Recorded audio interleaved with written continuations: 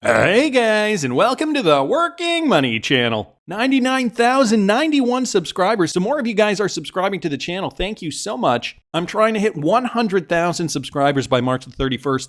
And for those of you guys, who have been subscribed and who are subscribing, I'm going to be giving away 2 Ledger Nanos, not 1, but 2, to 2 lucky participants. So 2 winners. And I will be announcing that in early April, but you've got to be subscribed to be eligible to win. The metric that I wanted to bring up yesterday, I did not have the graphic, but I have it here today. It's actually 30%. So of the people who do watch my videos, it is 70.9% subscribers, so almost 71%, and 29.1% of people are not subscribed to the channel yet who do watch my videos. So I wanted to thank all the new subscribers and obviously everybody who has subscribed to the channel in the past. I think we can make it, guys, 100,000 by March the 31st. A bit of an interesting day today. We are actually seeing a bit of a Bitcoin pump, at least as of now. Over the last 2 hours, we're seeing Bitcoin get up very, very close back up. It did get up past $41,000. We're actually now seeing it at about $41,200 per coin. Interesting, though, because we did recently get, I don't know if this is FUD or not, but we recently did just get some news here. Crypto Insight UK posting this. If Bitcoin doesn't dump on this news, I would think the bottom is very close. And we did get this news yesterday. However, now look at what we're seeing, but this was only within the last 2 hours. So I'm not entirely sure if this, in fact, had any kind of an effect. Remember what they say, bad news often marks the bottom. Are the sellers becoming exhausted? So what he was retweeting out here was this: U.S. government files a notice to sell $130 million worth of Bitcoin seized from the Silk Road. Don't know if this is just a FUD piece or what, or whether it was carefully coordinated or not. But on Thursday, January the 25th, which was yesterday, the U.S. government did just recently file a notice to sell nearly $130 million worth of Bitcoin seized from the fallout of the Silk Road darknet marketplace. I don't know if you guys remember that story. The government is planning to sell this in 2 lots of Bitcoin under the direction of the U.S. Attorney General. So the 2 lots would be 2,800 or 2,874 Bitcoin valued at about $129 million, along with 58 Bitcoin valued at about $3.3 million. The notice text provides an opportunity for individuals, excluding defendants, to assert an interest in the forfeited property via an ancillary petition in a period of 60 days from January the 10th. So people can come and claim this Bitcoin. Of course, this I think this had to do with, the Mt. Gox thing is something different here. But for those who are affected in this case here, there is a 60-day period for the defendants to come up to support their case. Additionally, it allows for petitions seeking remission, which could result in pardoning some or all of the seized Bitcoin from forfeiture. Previously, the Bitcoins belonged to 2 individuals associated with the notorious Silk Road. So this article just goes more into that. I will link it in the description if you guys are interested in reading the rest of it. Tony Edward also commenting on this, though, U.S. government getting ready to dump its Bitcoin. Wonder if BlackRock and others will be buying up. So now we're looking at another hourly candlestick here looking to be in the green, but it isn't nearly as strong as what we've seen so far within the last 2 hours. So I will be keeping an eye on this, making sure we get the latest updates here from the crypto space. Guys, XRP is also moving up slowly but surely on this news. Based on the Bitcoin move, we're now seeing an XRP worth 52 cents, just over 52 cents here for an XRP. So up over that 50-cent mark. I think a lot of us were getting a little bit worried about XRP dipping so far down. Maybe some of us waiting to back up the truck to load more XRP in. Obviously, everybody's got a different objective here at this moment in time. Me personally, got my XRP already cost averaged down to just over 17 cents per coin. So I'm pretty happy with my position of XRP at this moment. But many retail traders are still looking for an opportunity to get into the market. We're seeing the market cap today up a little bit, 2.21%. Volume is up a little bit too. 4.32%. We got Bitcoin dominance still holding. So the altcoins and Bitcoins still acting pretty much in tandem. Bitcoin still leading the pack. We've actually got the sentiment now, guys, down a little bit more, 49. So this is the first time we've seen it in the 40s in a while. Although we're seeing a bit of green right now based on the Bitcoin move that we're seeing in the space, mostly a sea of green for the cryptocurrency arena. So altcoins did recently have their moment in January. And guys, we're going to see another altcoin rally very, very soon. Rect Capital here posting this. According to altcoin hype cycles, altcoins may bottom in the coming weeks before the next leg up, heading into the Bitcoin halving. So Another opinion here, I personally don't think this is going to be a sustained Bitcoin rally. Here, let me just bring up Bitcoin on the chart here. This is a couple of hours of bullish momentum. And although it's looking pretty promising, at least on the hourly, when in doubt, zoom out. And when you bring it out to the daily, we've still got a lot of work to do. So today, on the day, we're seeing bullish activity here for Bitcoin, but still many levels of resistance to break through before we get back up to roughly $49,000 per coin. But just to Rect Capital's point here, the altcoin hype cycle coming down, you can see how those cycles really do factor in. Quarter 1, Quarter 2, Quarter 3, and Quarter 4 of the altcoin hype cycle. Now we have January, April, July, October, and January of 2024. You can see the hype cycle was up here back in October of 2023. We also saw hype in the market, and basically 2023 was a very bullish year. But guys, it comes in waves, and he's just demonstrated that with this chart. The green represents the lowest hype, whereas the red represents the highest hype. I will link all this again in the description of the video if you guys are interested in taking a look at any of these tweets, following any of these people on Twitter. Some great resources here. So wanted to thank Rect Capital and Tony Edward, of course, Crypto Insight UK as well, just for posting those tweets. XRP Crypto Wolf posting this, guys. More whales have been born in the XRP community. We're actually seeing more activity here, transferring large amounts of XRP. Now, I don't know if these are new whales or if these are just institutional wallets holding XRP amid whale activity, though several new XRP whales have entered the cryptocurrency market. So Whale Alert has noticed that 121.3 million XRP did recently move. That is worth $62.4 million USD. That was just transferred from an unknown wallet to another unknown wallet. So that is interesting. You know, when the wallets are unknown, chances are that it is, well, an individual's wallet or a minted wallet that we just don't know about from one of the exchanges. But the fact of the matter is, a lot of people in the XRP community have been tracking a lot of these transactions over the years and can now associate a lot of these wallets with specific exchanges. So the fact that it's an unknown wallet raises a few questions.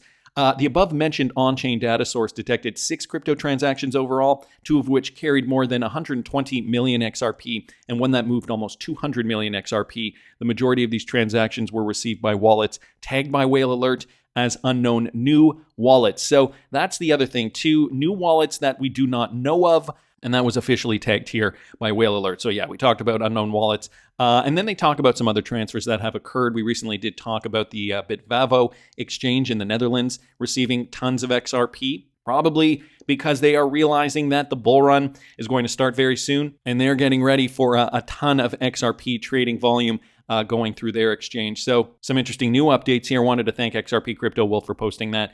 More retail traders are realizing too, and I don't think it's just traders. You know, I'm finding more and more in my everyday life, I'm finding people coming to me. Now, I'm posting more on my personal Facebook. I guess I got to tell you guys, in my personal life, not a lot of people, only the closest people to me do know that I'm into crypto and that I even do the channel. I haven't told many people that I do the channel in my personal life, just my close friends. But every now and then I post something on my Facebook or whatever, and some people do come to me and be like, oh, what do you know about this? And then that opens the door. So I'm finding more and more regular people are getting very interested in trying to preserve their wealth. Times are tough out there. More and more people, even younger people too, Gen Z, realizing, okay, I don't want a job. I want to find something that I can do to help me perhaps gain some more wealth, that can have me, a little bit more comfortable in the future. All because of what's happening, guys, around the world. Ray Dalio here is explaining when fiat currency is going to collapse, and it is looking like a perfect storm. He names 3 factors here. Listen to this. Indicators of when a fiat currency is going to decline into, collapse is when those who are holding its debt sell the debt, and the government, central bank, has to print money to buy that debt in large size while that's going down. Those are the most important indicators. So that you can see it, again, I want to repeat, selling the debt so that there's a big supply-demand imbalance, and the central bank having to come in there and buy the debt that no one else will buy in large quantity, so that then there's a currency devaluation. You have those 3 things aligned, the currency devaluation going down at the same time as those other 2 things are happening. And that's been a classic. It's like a bank run. They come to the bank. There's not enough money in the bank, and so they have to make up the difference by the printing of money. So number one, he explains debt holders are selling. We're talking about major debt like China perhaps selling bonds. Some are saying that is not actually occurring. And U.S. bonds, I should specify. Number two, central banks printing money to buy debt. Well, we do know central banks are already printing money all over the world for many different reasons. The beer flu pandemic, just to name one, and that has been occurring for the last 3 years. We're seeing inflation go up all around the world. And so that leads to currency devaluation. So we're seeing all three here. So to my point, guys, a good reason why people are concerned and more people are finding new ways to transact, cryptocurrency being one of them. Of course, Ripple, XRP, the infrastructure is there to transform the financial system. But, from an institutional standpoint, of course, the governments of the world want control. And you and I, we're finding other ways, alternative methods, in order to not just trade cryptocurrency to make money, but also to be able to transact with our cryptocurrency once we realize gains. So I thought this was just an interesting clip. Wanted to thank the Bitcoin therapist for posting that. Along the same lines here, guys, I have a clip from Stacey Warden of the ALGO Foundation. She talks about a paradigm shift that is happening. So again, blockchain technology, comparing it to the old guard, the old form of banking. I mean, is there really a challenge here? Listen to this. I would like to just read to us one more time the issue at hand, which is to unlock economic opportunities and uplift financial inclusion. And tokenized deposits, tokenized liability framework in banks is all well and good if you already have a bank account. We're talking about the billions of people on this planet that don't have a bank account. And that's what financial inclusion is all about. It's the openness to anybody and not to have a bank tell you that you can or cannot make payments. And payments is a fundamental human right, and it can only be protected as a fundamental human right if it is on a public blockchain. The real question I think we should be asking here is, why should banks bother to do tokenized deposits at all?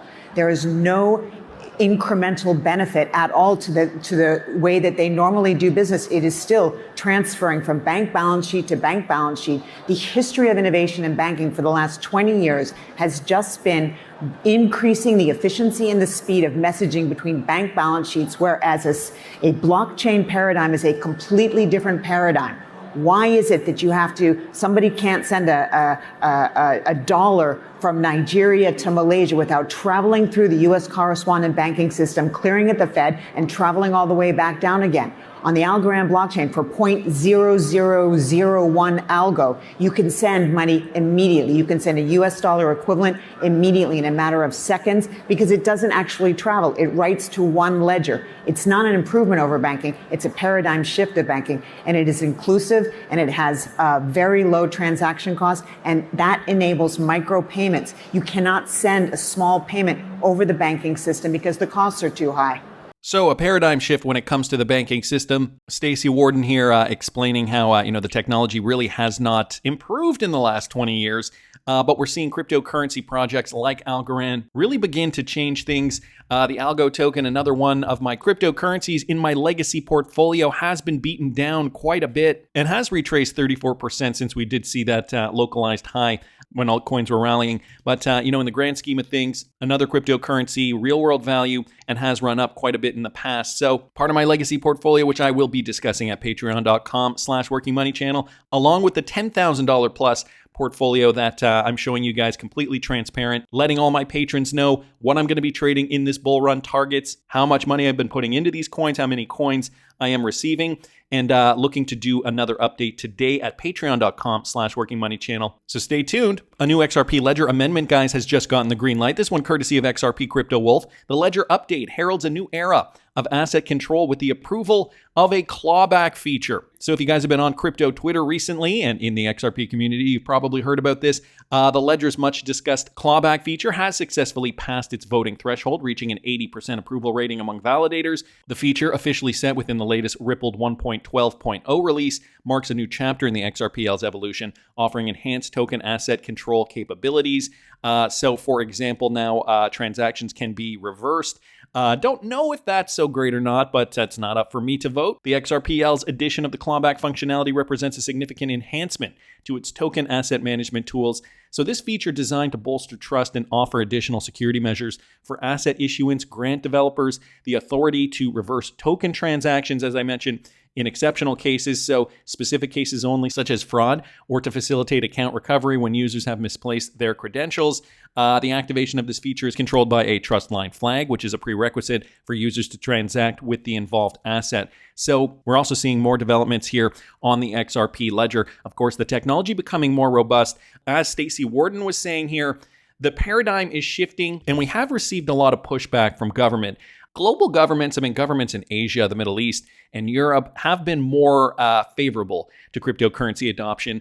It's one government that we're still waiting on, the US government, arguably one of the most important governmental bodies in the world. And so when we got clarity in the United States, we thought XRP was going to run up, and sure enough, it did go up to 90 cents. But then we kind of, sat back and realized, okay, development has to still occur. Now XRP has clarity. Will US government now decide to make meaningful changes?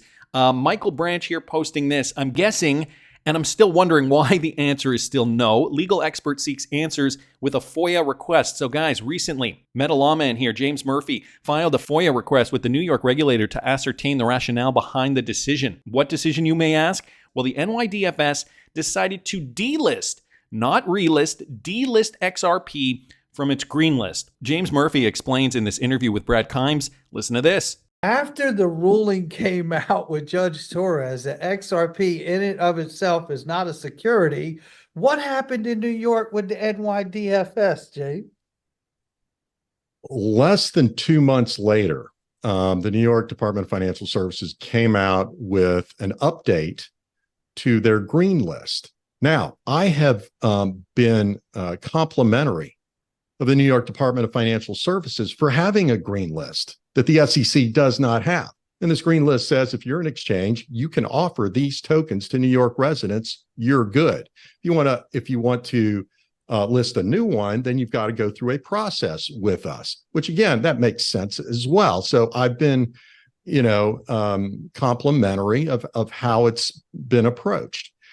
And so XRP has been on the green list. And so after Judge Torres ruled that XRP traded on the secondary market is not a security, less than 2 months later, the New York Department of Financial Services updated their green list and withdrew XRP from the list. It's no longer green listed for residents of New York to trade in XRP on any platform that has a bit license that can operate in New York.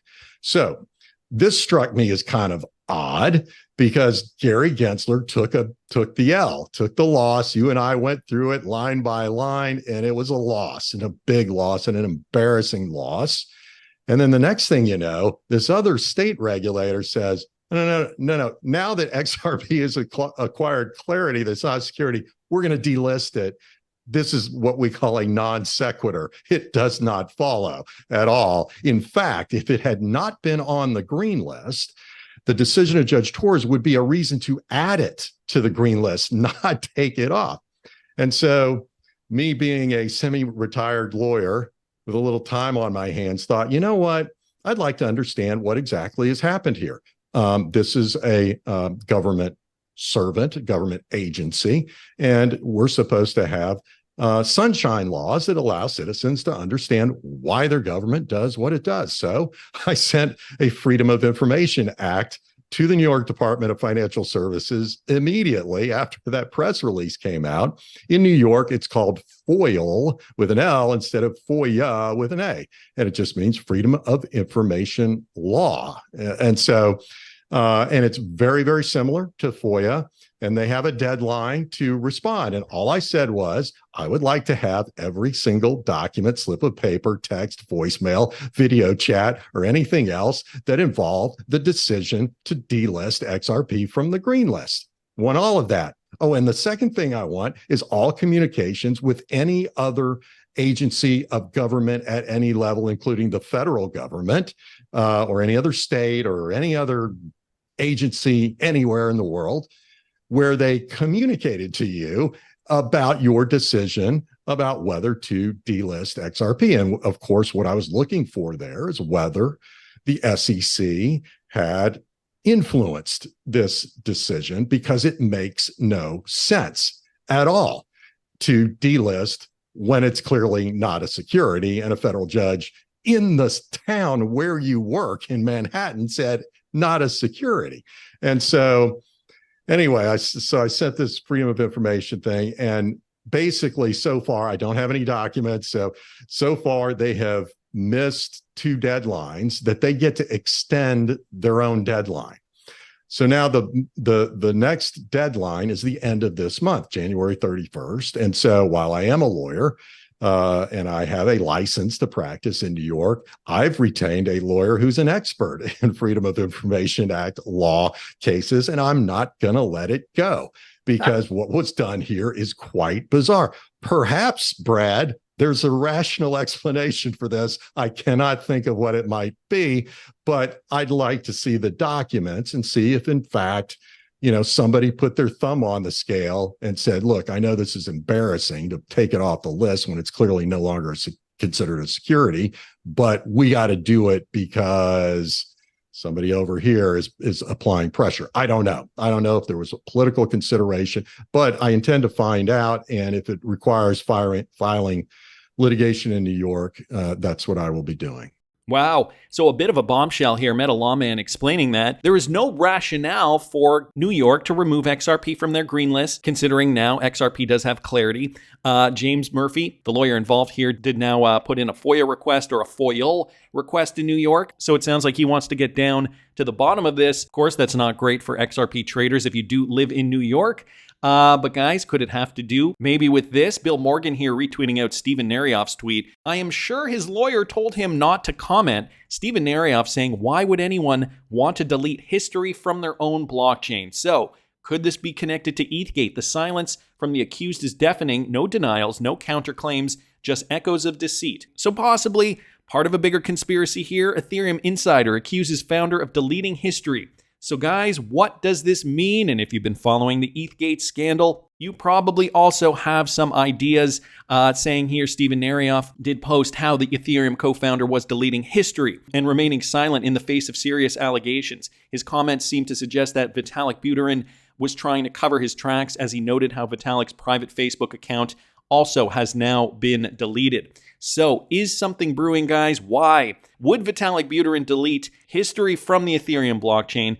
Steven Narioff says, seems like the guilty play a different game. With damning evidence on chain, they're left with 2 choices: purge the history or concede to their downfall. Maybe this is all part and parcel as to why we're also receiving this news that the NYDFS did decide to remove XRP from their list. Certainly all things that are making me go, But that's just my opinion. I want to hear what you guys think, and please subscribe to the channel, guys. We've got to get to 100,000 subscribers by March 31st. I'm giving away 2 Ledger Nanos. So yeah, you can have a free Ledger Nano, but you got to be subscribed to the channel. So please subscribe to the channel if you have not already. Like the video if you like the content I'm providing. I always love hearing your comments. See you in the next one, guys.